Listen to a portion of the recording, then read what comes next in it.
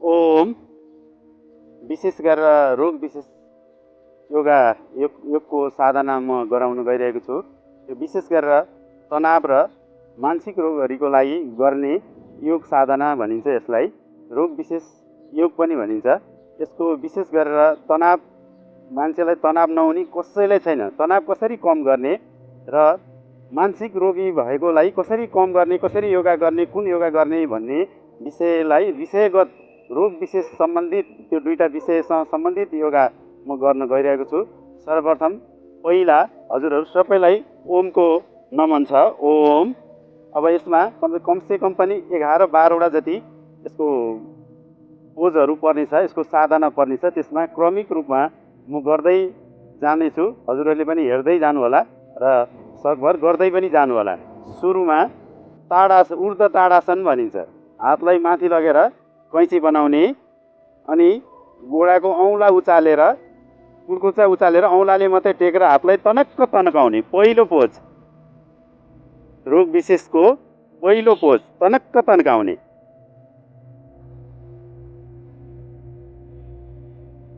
माथि जाँदाखेरि सास तानेर एकैछिन सास रोकेर बस्ने अनि अप्ठ्यारो भएपछि, गाह्रो भएपछि बिस्तार तल आउने। यो पहिलो पोज हो। अब दोस्रो पोजको लागि अलिकति गोडा फट्याउने, हातलाई फेरि कैँची बनाएर शिर माथि राख्ने, सासलाई बिस्तार तान्दै दाहिने साइडतिर जाने। पहिला कति जान सकिन्छ दाहिने साइडतिर जाने, तिरेक ताडासन भनिन्छ यसलाई। यसको दोस्रो पोज हो यो। बिस्तार माथि आउने, फेरि सास फेर्ने अनि त्यसको अपोजिट देब्रे साइडतिर जाने, बिस्तार जाने। कति सकिन्छ जाने, सक्यो भने तल सकेर एकैछिन सास रोकेर बस्ने। अप्ठ्यारो भयो भने, गाह्रो भयो भने बिस्तार माथि आउने, फेरि सिधा आउने। यो दोस्रो पोज। अब तेस्रो पोज, हातलाई माथि लगेर तनक्क तन्काउने अनि बिस्तार हातलाई तल छोड्दै छोड्दै छोड्दै छोड्दै गएर गोडाको दायाँ हात राख्ने अनि घुँडालाई यो हातसम्म टेक्ने, घुँडालाई विशेष गरेर ढोक्ने। कति सकिन्छ घुँडालाई ढोक्ने। यसमा पनि सास रोकेर बस्ने, कति सकिन्छ आफ्नो क्षमता अनुसार। गाह्रो भयो भने माथि आउने, नभए आफ्नो क्षमता अनुसार बस्ने। बिस्तार माथि आउने, उठेर गर्ने। 3वटा आसनहरू छ। अब बसेर गर्ने, बसेर गर्ने पनि 3वटा आसन छ। पहिला यो घुँडा मारेर बस्नेलाई योगको भाषामा वज्रासन भनिन्छ है। यो आसनलाई वज्रासन भनिन्छ। अर्को खाना पचाउने आसन पनि भनिन्छ। विशेष गरेर टन्न खाना खाएको बेलामा पेट उकुस भएन यसरी बस्नुभयो भने खाना पचाउनु पनि सजिलो हुन्छ। बसेर गर्नेको पहिलो अर्धचन्द्र आसन। हातलाई कैँची बनाउने, घुँडालाई बिस्तारो उठ्ने अनि सास लिँदै लिँदै लिँदै लिँदै पछाडि झुक्ने। कति सकिन्छ पुरै पछाडि झुक्ने। यसले विशेष गरेर तनाव र मानसिक रोगीहरूलाई विशेष फाइदा पुर्याउँछ। त्यही सम्बन्धी हामी गर्दैछौँ।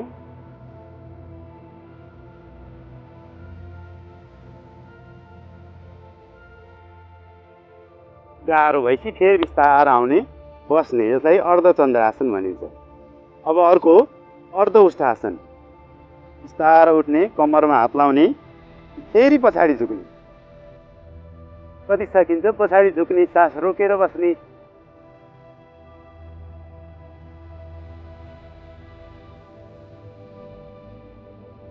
अप्ठ्यारो हुन्छ, गाह्रो भयो भने फेरि अगाडि आउने, फेरि बस्ने। अब अर्को 3 नम्बरको, यसैको दोस्रो पोज पनि भनिन्छ उष्टासन। बिस्तार उठ्ने, हातलाई दाहिने हातलाई घुमाएर लगेर दाहिने कुर्कुच्चा समाउने अनि देब्रे हात घुमाएर लगेर देब्रे कुर्कुच्चा समाउने। शिरलाई पछाडि, हिपलाई अगाडि पुरै तनक्क बनाइदिने। उष्टासन भनिन्छ यसलाई। बसेर गर्नेको दोस्रो पोजको दोस्रो नम्बरको दोस्रो पोज।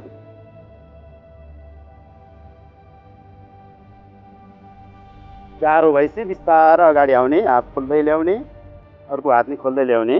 अब अर्को तेस्रो नम्बरको पोजलाई शशक आसन भनिन्छ। बिस्तार हातलाई माथि लाने, तनक्क तन्काउने।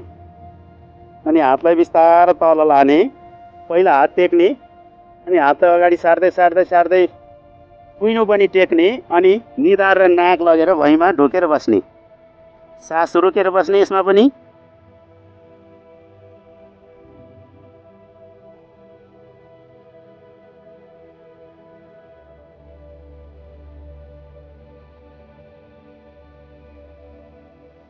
गाह्रो भएपछि बिस्तारै शिर र हात सँगसँग माथि आउने, यसलाई पनि विश्राम गर्ने। अब बसेर गर्ने पनि सक्यो। अब सुतेर गर्ने एउटा पोजको 3 वटा छ। पहिला घोप्टो परेर सुत्ने, गोडा जोड्ने, चिउडो भुइँमा लर राख्ने, भुजङ्ग आसन भनिन्छ। भुजङ्ग आसनको अर्ध भुजङ्ग आसन, छातीको दायाँ बायाँ हात राख्ने, चिउडो भुइँमा राख्ने, छातीको भागलाई मात्रै उठाउने, गोडा जोड्नुपर्छ है हजुर यसमा। अनि छातीको भागलाई मात्रै उठाइदिने, कति उठ्छ, जसलाई भुजङ्ग आसन भनिन्छ, अर्ध भुजङ्ग आसन। पुरै उठाइदिने छातीको भागलाई। यसमा पनि सास रोकेर बस्ने, सास छोड्दै तल। अब यसैको दोस्रो पोज पूर्ण भुजङ्ग आसन भनिन्छ।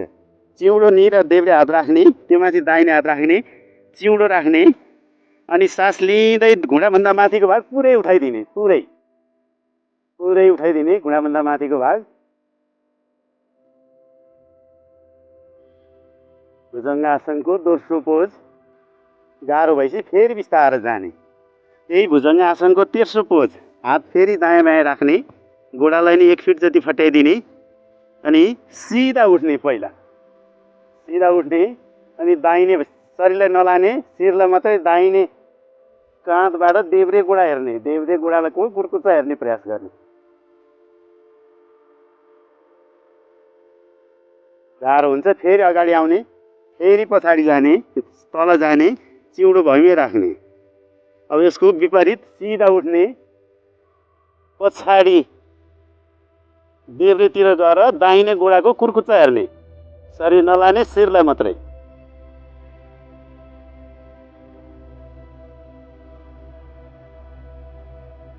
बिस्तार फेरि आउने। अब आयो उत्तानो परेर गर्ने आसन। यो घोप्टो परेर पेट घोप्टो परेर गर्ने। अब उत्तानो परेर देब्रे कोल्टे फेर्दै बिस्तारै उत्तानो पर्ने।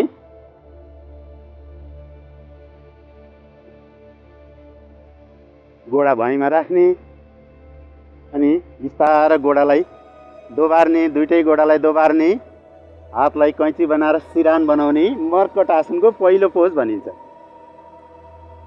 घुँडा जोड्ने, कुर्कुच्चा जोड्ने, घुँडा जोड्ने, घुँडालाई बिस्तारै देब्रेतिर भुइँमा लगाएर सुताइदिने, अनि शिर चाहिँ अपोजिट, पुरै शिर चाहिँ अपोजिट।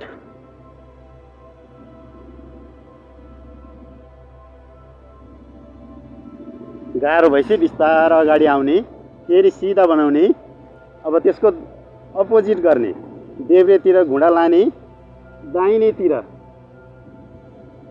शिर, गोडाको ठिक अपोजिट शिर लाने, फेरि बिचमा। अब यसको दोस्रो पोज, अलिकति गोडा खोलिदिने 1 फिट जति, देब्रे घुँडा दाहिने गोडामा लर राख्ने, शिर चाहिँ अपोजिट हो, पुरै शिर चाहिँ पुरै अपोजिट हो, घुँडा चाहिँ गोडामा लर राख्ने, फेरि बिचमा। अब त्यसको अपोजिट दाहिने घुँडा देब्रे घुँडामा, शिर चाहिँ त्यसको अपोजिटतिर।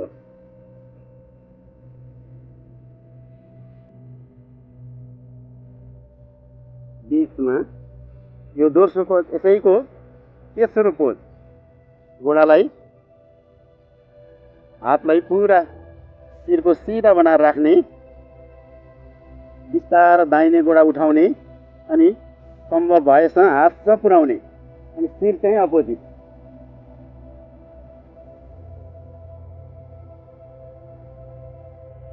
बिस्तारै फेरि सिधा। अब त्यसको अपोजिट देब्रे गोडा दाहिने हाततिर,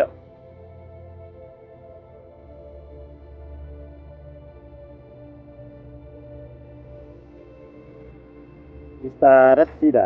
अब यसको अर्को पोज उत्तानो परेर गर्नेको, जसलाई पवनमुक्त आसन भनिन्छ। हातलाई ठ्याक्क दायाँ बायाँ राख्ने, कम्मरको दायाँ बायाँ राख्ने, दाहिने गोडा उठाउने, सिधा बनाउने अनि मोड्ने अनि हातले कैँची बनाउने, घुँडालाई च्याप्ने, चिउँडो ल्याएर घुँडामा छुन खोज्ने।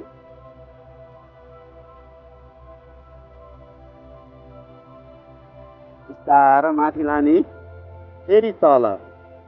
अब अर्को देब्रे गोडा माथि उठाउने, मोड्ने, हातले कैँची बनाउने, चिउँडोले बिस्तारो लगेर छुन खोज्ने।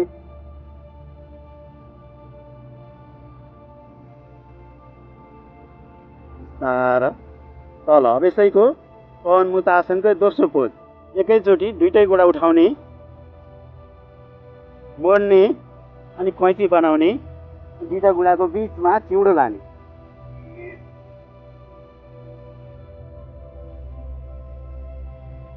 बिस्तारो माथि तल।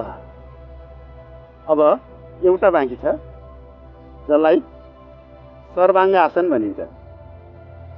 बिस्तारो दुईटै गोडालाई माथि उठाउने, बिस्तारो माथि उठाउने, पुरै उठाउने, हातले तल सपोर्ट गर्ने, गोडालाई तनक्क बनाएर राख्ने, पुरै सपोर्ट गरेर हात तनक्क तन्काएर राख्ने।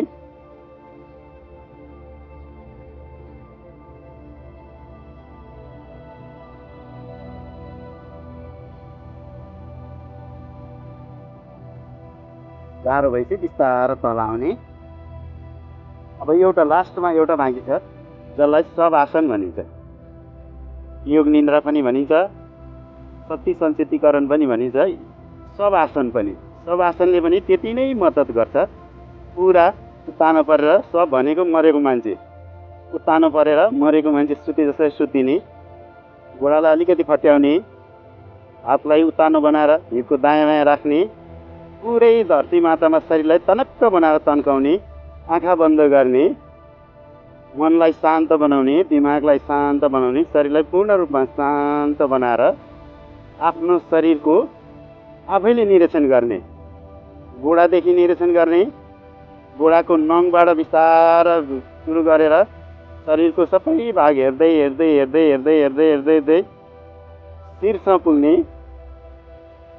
शिरबाट सम्पूर्ण गोडाको नङदेखि पुरा शरीरका पार्ट जम्मै हेर्दै हेर्दै हेर्दै तेस्रो नेत्र भनिन्छ। बाहिरको आँखा बन्द गरेर भित्री आँखाले हेर्दै हेर्दै हेर्दै माथिसम्म पुग्ने, हेर्ने, सबै भाग हेर्ने। माथि पुगेपछि फेरि देब्रे साइडबाट माथिबाट बिस्तारो त्यस्तै गरी हेर्दै हेर्दै हेर्दै हेर्दै हेर्दै हेर्दै हेर्दै देब्रे नङको टुप्पोमा पुग्ने र एकछिन शान्त भएर सुत्दिने। कमसेकम 5 मिनट सब आसनमा पनि सुत्न त्यति नै जरुरी छ। यसले पनि तनाव कम गर्न र मानसिक रोगलाई धेरै फाइदा गर्छ। 5 मिनट आनन्द साथ सुत्दिने।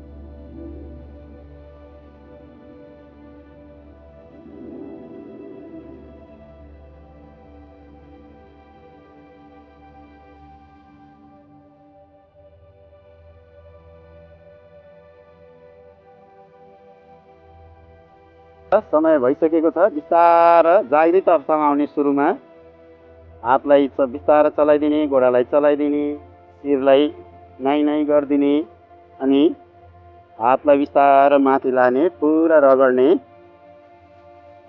पुरा रगड्ने। रगडेर तातो भएपछि आरतीले सेके जस्तो अनुहारलाई, आँखालाई सेक्ने, अनुहारलाई सेक्ने अनि झट्ट अँध्यारोबाट उज्यालोमा हेर्नु हुँदैन। त्यसैले आफ्नै हत्केलामा हेरेर आँखा खोल्ने अनि बिस्तारो हातलाई कैँची बनाएर पुरै तन्काइदिने। एकपटक दाहिनेबाट, एकपटक देब्रेबाट तन्काइदिने अनि जुरुक्क उठ्नु हुँदैन। उठ्नै पनि नियम छ। बिस्तार देब्रे कोल्टे फेर्ने, बुद्धले सङ्कल्प गर्दा छुट्दा गयो एकैछिन बुद्ध आसनमा सुत्ने अनि बाङ्गो हात टेक्ने देब्रेतिर मुटु भएको हुँदा बिस्तार दुई हातको सहाराले बिस्तार उठ्ने। यो हाम्रो 12वटा 11-12वटा हाम्रो तनाव सम्बन्धी र मानसिक सम्बन्धी गर्ने व्यायामहरू करिब करिब सकिएको छ।